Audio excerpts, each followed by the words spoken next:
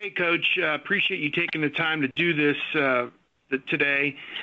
Just curious about your involvement and your thought about Trey Sermon. I think Ohio State's made that public now that he's going to graduate Oklahoma and transfer. Just your thoughts about how that situation all came about and what you are hoping and expecting to see from him this fall.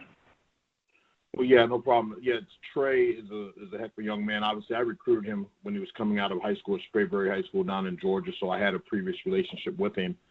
So I've known him and been able to watch him from afar, obviously when we played against him. But then again, you know, when you're just watching games and things like that, maybe some crossover tape or whatever it may be. So still been able to see him from afar, and he did a really nice job out there in Oklahoma. You know, when this thing came about and he entered the portal and we had a need, or we felt we had a need, you know, he was a guy we reached out to, and I would like to think that one, the need that we had, but also the relationship he and I had fostered, you know, 3 years ago, kind of played a little part in this as well. But we're anxious to get started with him. We're happy to have him, and expect him to come in here and compete and help this football team the best that he can. Yep. Seems from the outside you got a lot of options there, and I know you're hoping that Master Teague will get back by the start or as close to the start as possible. It seems just is this a season where you could have 4 guys that get 500 yards or something like that, a committee approach to what you do, or I guess you go into it with an open mind and the best players will play, but just what's your thought about the direction instead of having one guy like J.K. Dobbins who dominates the position? Just what's your thought? Maybe could it be a committee approach this season? Well, you know, I've said this all along. I said this when J.K. was, you know, here, even with Mike Weber and things like that. You don't have any preconceived ideas of, well, we're going to just run one guy, so we have to get this guy ready. They're all going to get ready to play.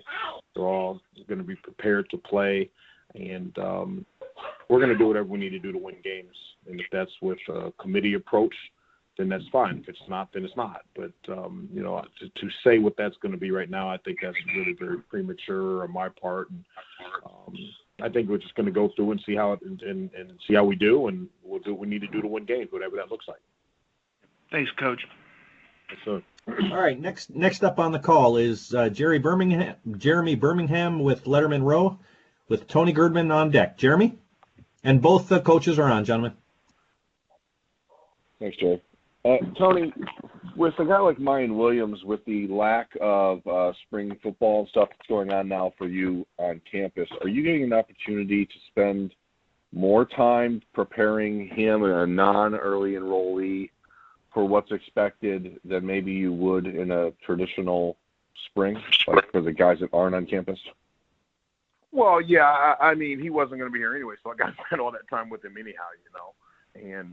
Right. I guess I'm sorry. I don't want to, but I guess that's the question: is the fact that he's not there, and normally the guys that aren't early enrollees sort of fall behind, or don't get ahead. I guess is it offset, or is the opportunity to work with him more than it would be in a traditional year because of this? I don't know. You know, obviously he'll the guys that are here anyway, they kind of know the offense, if you will, anyhow. So mine's still going to have to learn this thing as he would.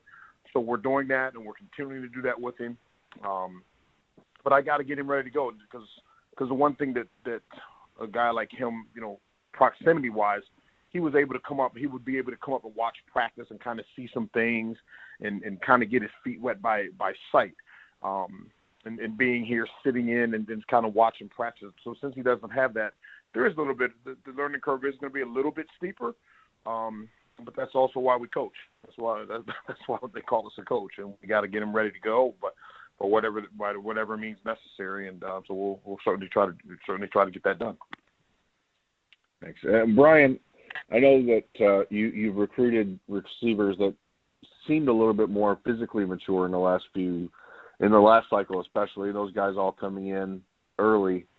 Did you see enough from them mentally and mature, you know, just emotional maturity to feel good about them being at home and having to do this work now by themselves, and not feeling like you're missing out on a lot of time with them, or that they're able to make the best of it, I guess? No, we definitely are missing out, in my opinion. But they have been recruited because of the way they carry themselves and the accountability at which they operate, and have great families, and there's a lot that goes into that. So, it's not ideal, but I think in a time like this, we're just going to be, have a relative approach, and our goal is to improve as much as we can day in and day out, and really just stay in contact. Right now, we can't do a whole lot. They have finals and everything, that kind of stuff. But the mindset was to, do better than our peers, do better than our opponents, and really make sure that we're, it's still a myself versus myself mentality. Again, we're just trying to adjust, and those that adjust the best, whether it be on the field or off the field, typically are the more successful people, and that's kind of the approach we've taken. But ideally, we'd love to be together, but we're absolutely doing the best we can with the situation. Thanks, sir.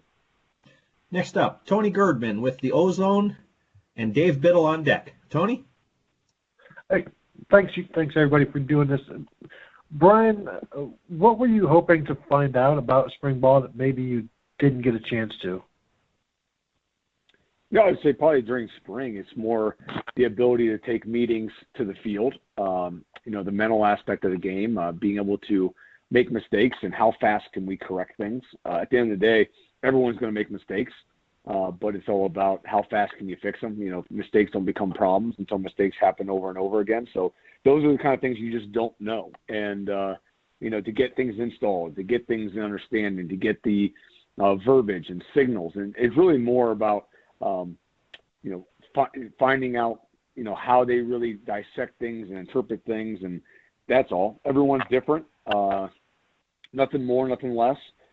They definitely really compete. LAL really compete. The room did a great job. One thing I wanted to see is how everybody meshed together. I really wanted to have the room begin forming that bond, as a group, and developing our new identity, and who's going to step up and, lead from the inside out. And those are the kind of things we miss. The football side of things, I feel like we'll be okay. We got a lot of smart guys in that room, a lot of guys that care. But the culture and brotherhood and the molding of the room is the thing I think that has been the biggest loss, in my opinion. So, and then for Tony, Larry Johnson always talks about putting tools in the toolbox and building his players that way. I'm just wondering, how do you build the toolbox right now when you can't be with your players? Well, it's hard. It's challenging. Let's be honest. But the one thing I think is a challenge for everybody across the country. So we're not unique in that regard. But the one thing that we do is we have some pretty smart kids, as Hartline was just alluding to. We got guys that are very bright. They've been in some of the guys like Master T's and Crowley and Steel Chambers. Those guys have been here, so they kind of know what we're trying to do drill-wise. They know what that stuff looks like. And all we can do is hope for the best that they're doing and taking care of those things, and then trying to refine their skills on their own to the best of their abilities. And I believe that they are. And hopefully when they come back here, we'll pick it up and we'll go from there. Thanks. Next up, Dave Biddle from 24/7 Sports with Austin Ward on deck. Dave? Thanks, Jerry, and thanks for doing this, Tony and Brian. My first question is for Tony. Tony, you took what I think was some unfair criticism last year from fans regarding recruiting. I know you loved when we would bring that up to you. I'm just curious, what does this feel like for you personally now with the elite way you guys are recruiting?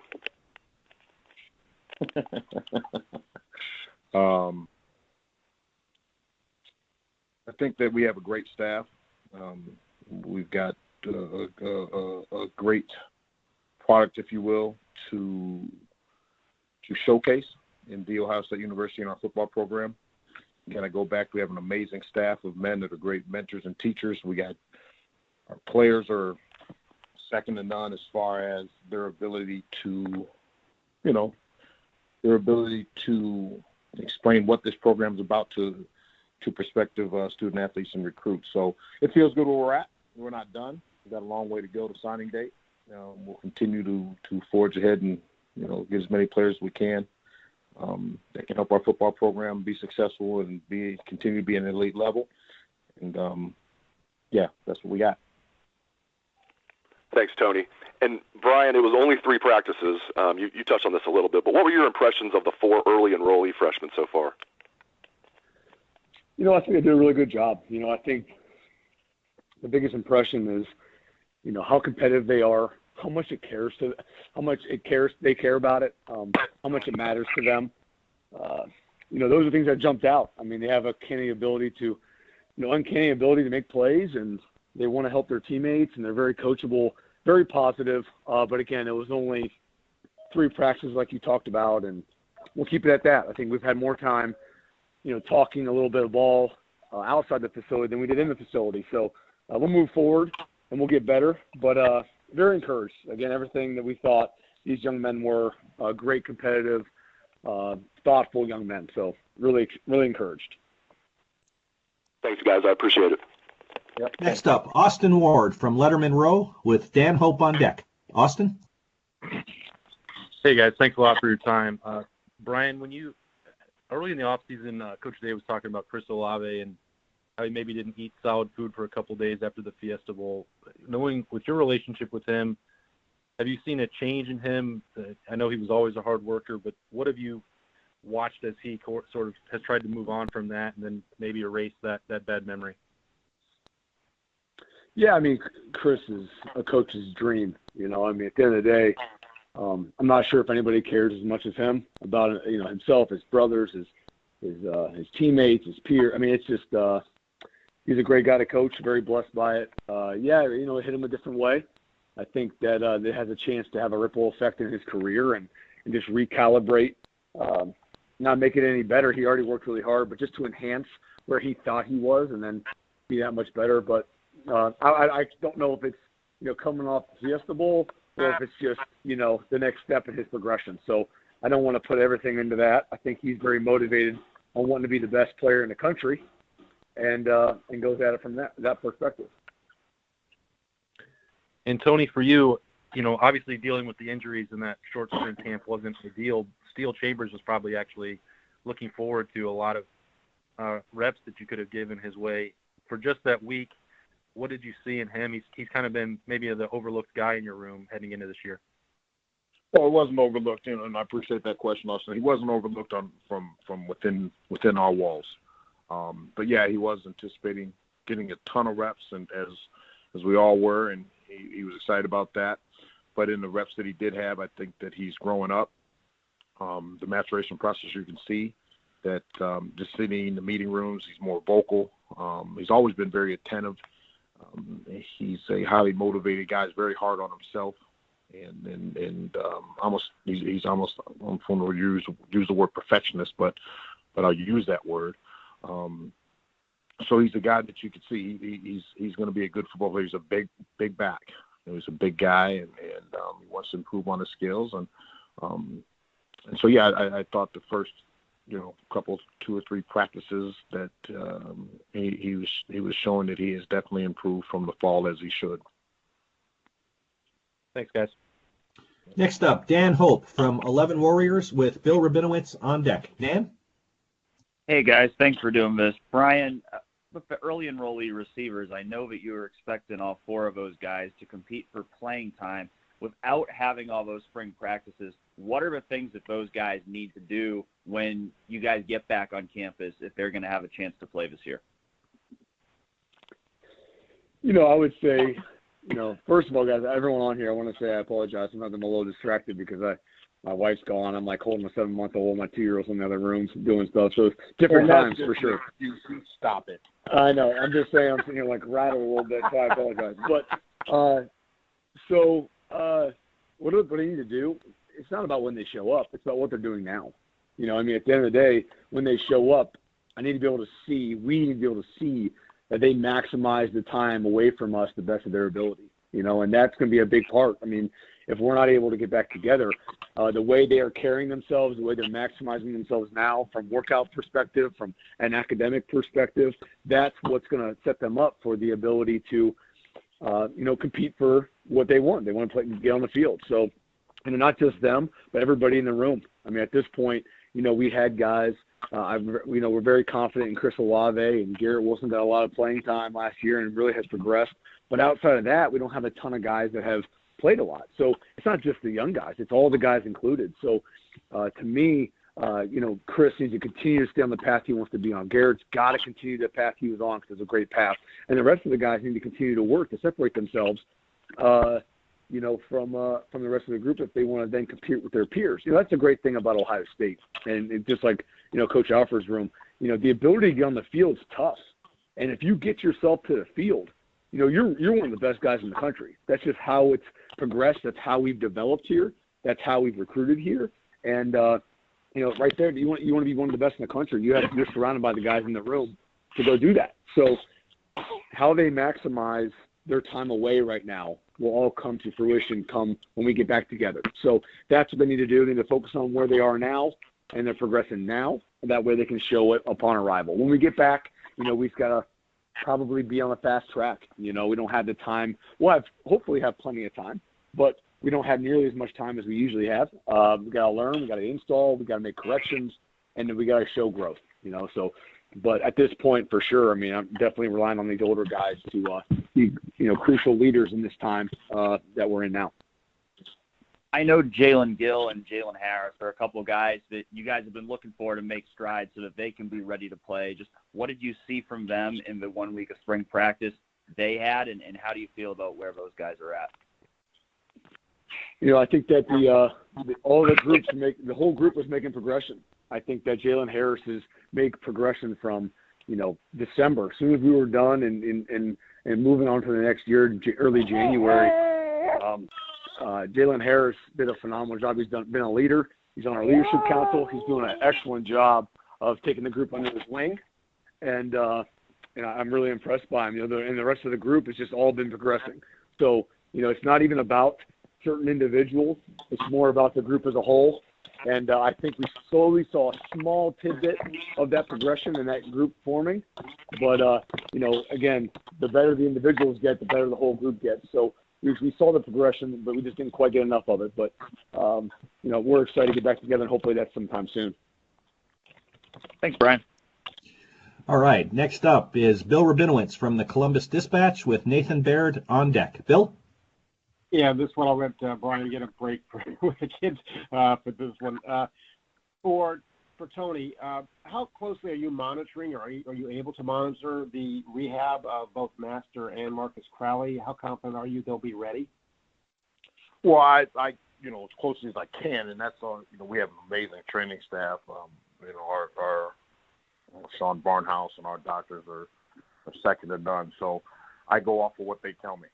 And from all indications that they're both doing well in rehab, and they're attacking this thing the way that we'd want them to and the way we'd expect them to. And so I'm kind of at their mercy. They'll tell me when they're ready as far as our medical staff. They'll let Coach Day and myself know, here's what we got. And but from all indicators that they're doing a nice job. And, they're on schedule. And for both of you, we're talking as if the season's going to happen. We all hope that there is a season. How much do you try to not even think about the possibility that the season will be at least altered, if not canceled? How do you kind of approach that? Well, Brian, I'll go first here. Well, go ahead. Yeah. Yeah. To answer that, first, football, obviously we love what we do, but there's so many other things that are important to people's health. And we appreciate all the first responders, and we're in our hearts go out to those who have been affected by this pandemic. So with that being said, I'm approaching things as if, hey, we've got to be prepared to play. When they say go play, we got to be prepared when they say it's time to go. But at the same time, very sensitive to, our staff coach Day says it all the time in our meetings. We're very sensitive to the health and well-being of our players and staffs and families. So if there's going to be a season, I don't know. I mean, that's way above my pay grade. I'm just going to try to get my players ready to go when they say we're ready, we're going to be ready to go.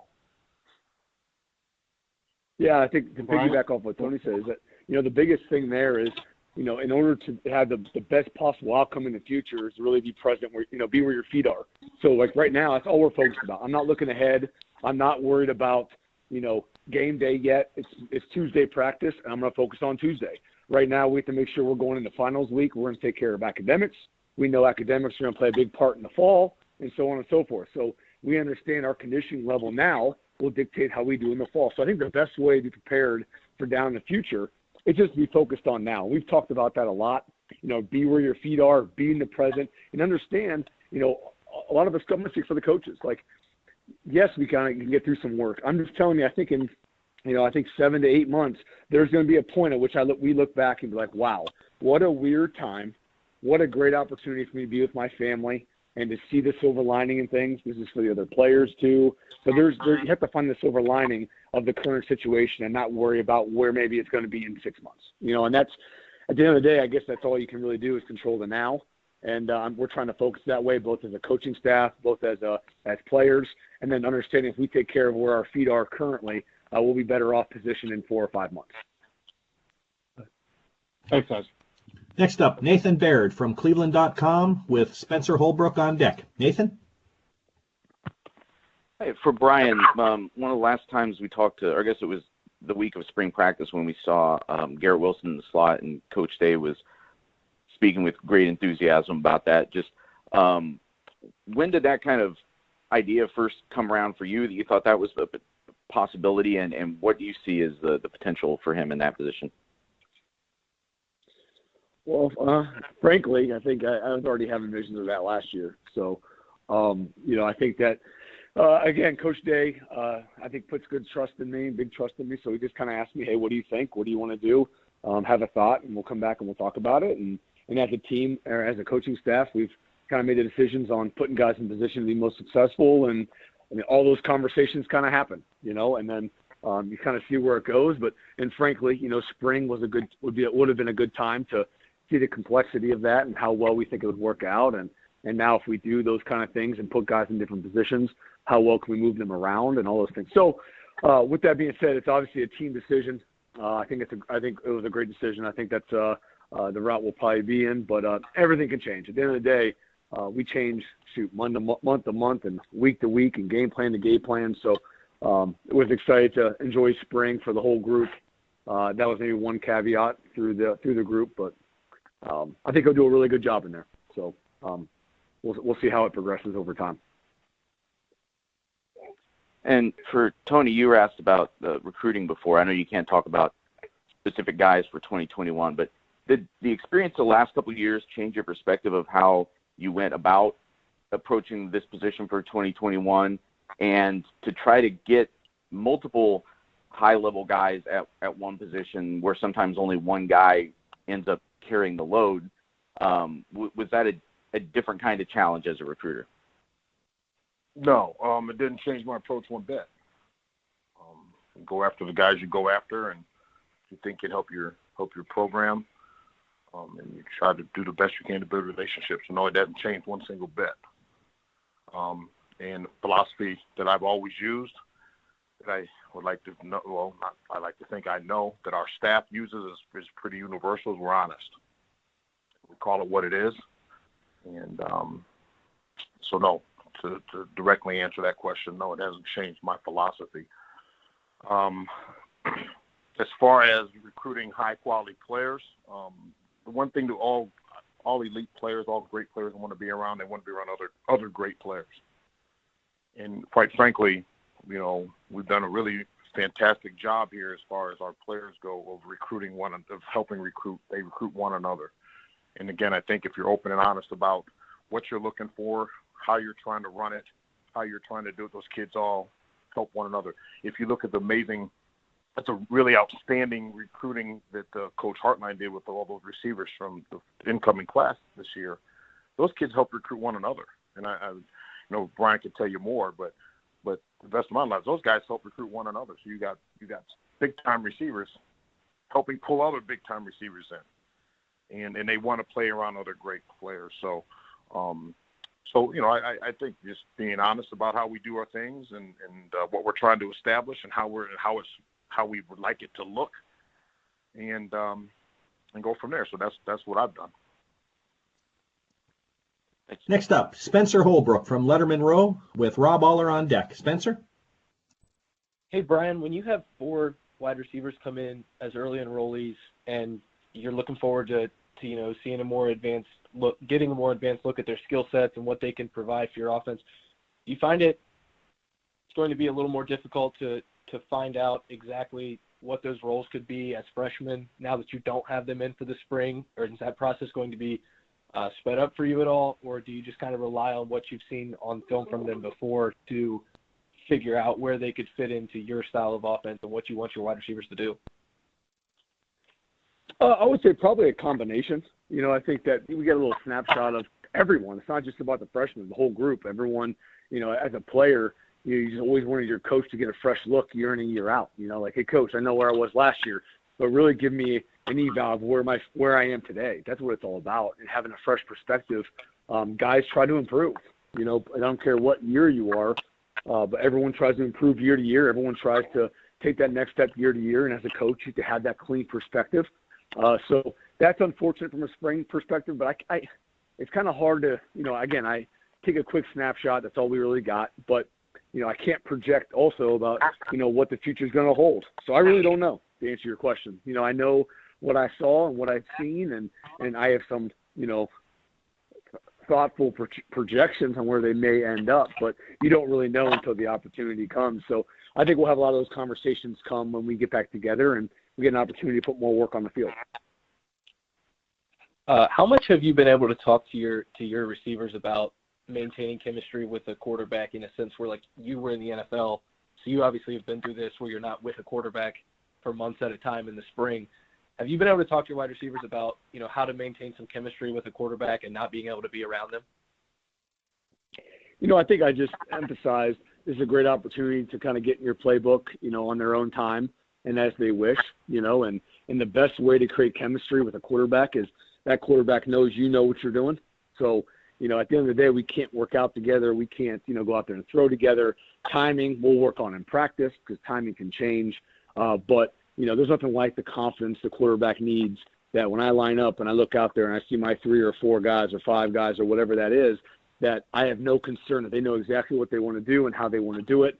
And we have no issues that way. So knowing what you have to do is the best page you can get on from a chemistry standpoint when the quarterback is relying on you. So there should be no real reasons why we don't know exactly what we want to try to get accomplished on each play with the amount of time we've had apart and the ability to study on their own time and at their own will, but they can look through things at their own pace. Thank you. Next up, Rob Aller from the Columbus Dispatch with Doug Lesmerises on deck. Rob? Hey, guys. Thanks for doing this. Both of you are highly rated recruiters. And for Brian first, how much do you bring an NFL future and getting to the NFL into the recruiting? I assume, 100 out of 100 guys that come to Ohio State want to play in the league. So just how is that part of your recruiting? I hate to use the word pitch, but part of your recruiting system. And then also for you, Brian, when you were on the other side of it, going back a few years, do you recall the NFL being brought up when you were being recruited?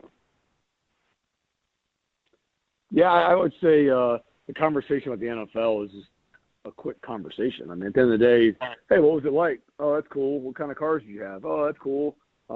That's it, right? I mean, so I think that, it's just a good experience. It's a way to kind of connect, but I don't really talk about it a whole lot. I think that, over time, your current production and communicate. And I think at the end of the day, guys, I think it just comes down to having real relationships. And, I try to develop those. I don't want anything from a guy.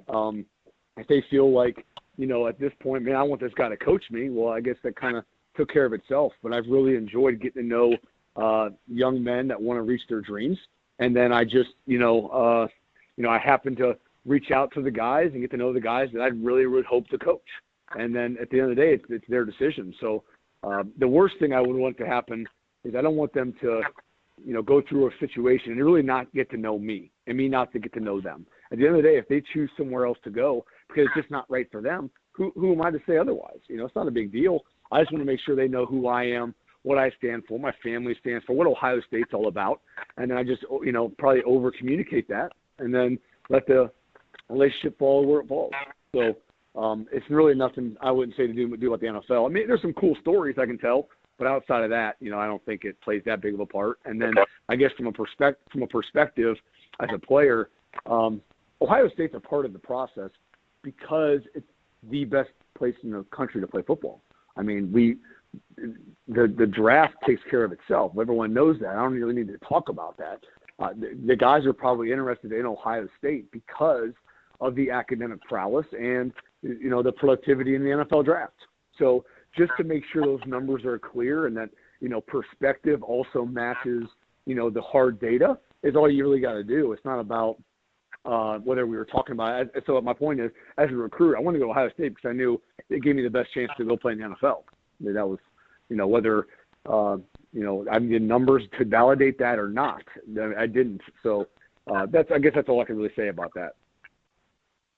Tony, how about you? Do you bring the NFL up, or do the recruits bring the NFL up, and how do you handle that? I mean, I guess if you're a music prof or an engineering prof, your job is to get a student a better job when he graduates, and maybe you look at it that way. Well, I think that our track record speaks for itself, but let's make sure we also understand that this place is much, much, much, much bigger than the NFL, and that is a piece. But there's so many other pieces to help develop these players, and so we do. We talk about those things openly. Does the NFL come up? Absolutely, it does, because that's part of it. To say that is all of it and the main part of it, not for me. It has not been.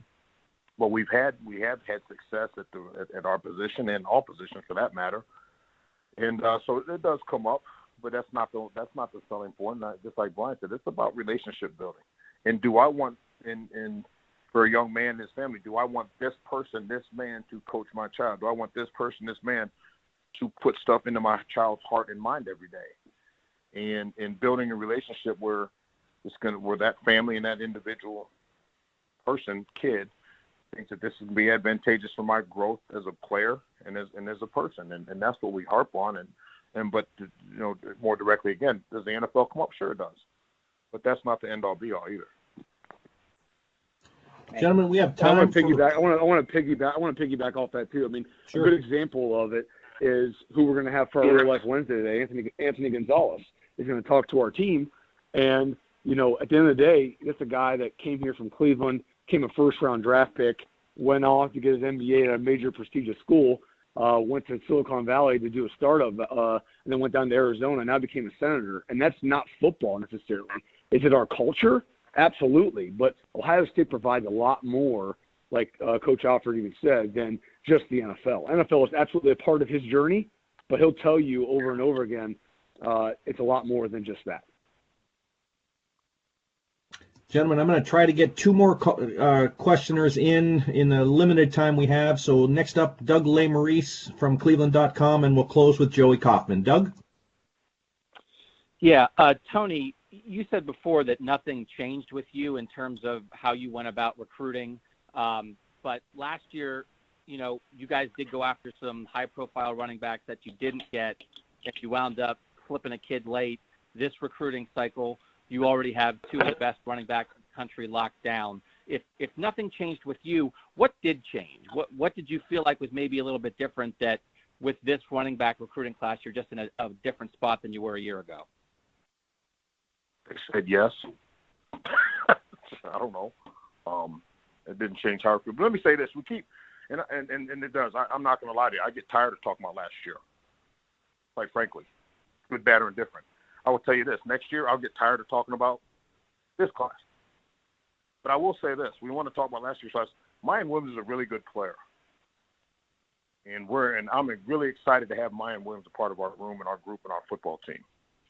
So I want to make sure that is very clear. What's changed? I can't tell you that. I don't have an answer for you. I don't know. Do you think how does potential opportunity factor into any kid when they look at where things stand when you're recruiting a running back? How much do they look at the guys who are in the room? Is that one of the major factors in kids' decisions, do you think? Yeah, I think with some kids it is. Yeah, absolutely. They want to know because a lot of kids ask what the depth chart is, like who's there, who's not there. I mean, I get all that. That's part of it. I'd assume. I think that every recruiting situation is different, and it needs to stand alone. Every single every single kid in that recruitment needs to stand alone, and what they're looking for. And well, for instance, J.K. Dobbins is there, and he's going to be back. Okay, well, yeah, you're right. But also we were very honest and truthful here. There's going to be competition in every single room. You look at that. You look at our room. You look at the receiver room. There's competition. Well, these guys, you want to talk about the NFL, that last question. Well, every time you walk into a room in the NFL, guess what? There's some dudes in that room. So everywhere you go, there's going to be players, and you have to honor that. You have to want to compete and at a high level every single day, on and off the field, and those are the guys that we'll go after. And the guys that want to honor that and cherish that and embrace that is the best word. To the guys that want to embrace that, then they'll flourish. And we'll close this portion of the call up with Joey Kaufman from the Columbus Dispatch. Joey? Brian, one of the earlier questions, you mentioned that team bonding was a challenge now. You guys obviously, the wide receiver room isn't meeting in the Woody and having your typical stuff where you could be together and maybe bond as much. What kind of stuff have you done maybe virtually or remotely to kind of build camaraderie or chemistry in the room? Good stuff, but I'm going to try to keep that between us. It's our group. It's a tight-knit group. But you definitely get creative, whether it be, trying to find guys, to reach out to one another, and in the group. And we really have a conversation and address it. I try to get guys that maybe I played with or NFL guys to come in and talk to our guys. And I don't know, you just got to get creative with it. And he's done some cool stuff. I think it's still there, nowhere near the level at which you could when you were in the same building together. When you talk to guys and you talk about their quote-unquote why, they do what they do and how hard they work, we love our families. Yeah, and a lot of what we do from a day-to-day is really family-based, and we wake up every morning with our family in mind. But when you're running a sprint and you're really, really tired, and you the first person that pops into your head, the first reason that pops into your head is not usually my mom or dad, so usually there's some other motivation. And a lot of times it's the guy next to you. This guy's, we're counting on me and I'm counting on him. And if I push him, he pushes me. And that's what we're missing, but I think there'll be, there's a way to get around it. There's a way to hold people accountable. There's ways for, Chris Olave to reach out and check on, Jackson Smith and Jigba and for Jalen Harris to check on Julian Fleming. So there's ways to do it for sure. And then we try to get creative with it. All the coaches on the coaching staff has done a great job. We feed off each other. That's why we're the best staff in the country, not because of one individual, but because I learned from Coach Alford and then we learned from Coach Combs and so on and so forth. So we're making the best of it. It's definitely not ideal. But at the end of the day, again, he who adjusts more will be the better group, the better team, the better player. So we're focused on that, and we'll come out on the right side of this thing.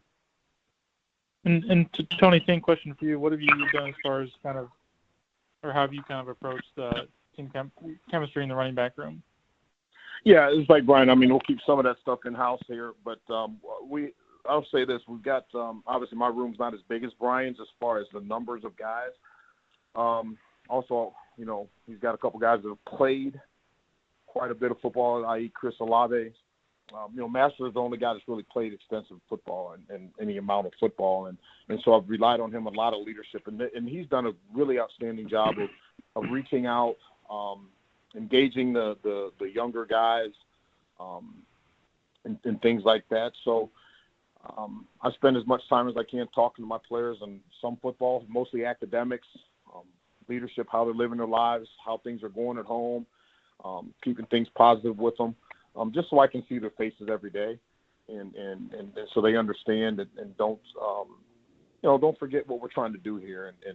But again, like Brian said, you said earlier in this conversation about being where you're at and keeping your feet grounded where you're at and the task at hand. And our guys, I think, have handled it the right way, and they've been very positive in their approach and the way they're handling their business. So anxious to get them back whenever that may be, and go from there. Thanks for watching. Subscribe below to get the latest videos from Lettermen Row. We got Letterman Live, we've got the practice report, we got rapid reaction. Hey, and we got Buck IQ with Zach Bourne. For sure. We got recruiting breakdowns with Berm. We got whatever you need. Ohio State football and Ohio State athletics, we've got you covered here at Lettermen Row.